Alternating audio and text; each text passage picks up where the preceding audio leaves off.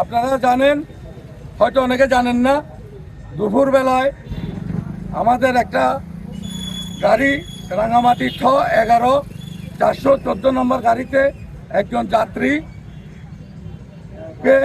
বনরূপাতে কিছু ছেলেরা গাড়িটা আটকিয়ে ওই যাত্রীটাকে মারতেছে। মারার পর আমার এই গাড়ির ড্রাইভার চাকারিয়া আমাদের সদস্য, এর গাড়ির নম্বর রাঙামাটি 11-414।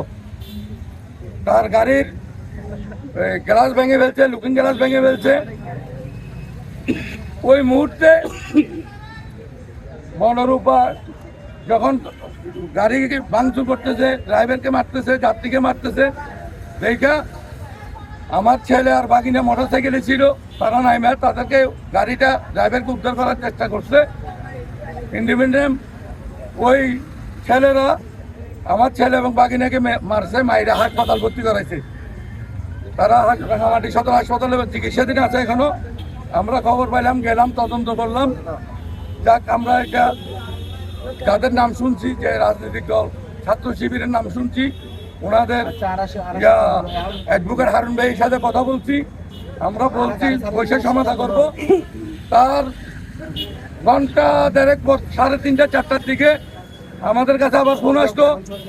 আমাদের নতুন চালক মোহাম্মদ সাব্বির, তার বাবাও ড্রাইভার আমাদের, তার ভাইও আমাদের ড্রাইভার, তাকে দোয়েল চত্বরে ওইখানেও ছাত্র শিবিরের ছেলেরা নাকি ধরে মারধর করতেছে। আমরা খবর পাই আসলাম, আইসা আমরা সবাই থেকে জিজ্ঞেস করলাম, দোকানদার থেকে সবাই সাক্ষী দিল, হ্যাঁ ছেলেরা এই ড্রাইভারটাকে খুব মারছে।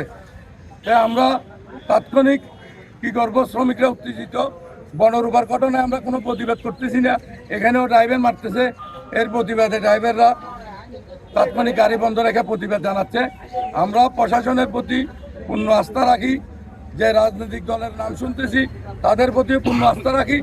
আমরা চাই এটা আগামী 24 ঘন্টার মধ্যে সমাধান। যদি সমাধান না হয়, আমাদের চালককে মারার অপরাধে, আমাদের গাড়ি ভাঙার অপরাধে আমরা বৃহত্তর কর্মসূচি ঘোষণা করতে বাধ্য থাকব। তাই আপনাদের কাছে অনুরোধ জানাচ্ছি, আপনারা সবাই গাড়ি চালান। আপনারা যেতটুকু করেছেন সেজন্য ধন্যবাদ, কৃতজ্ঞতা।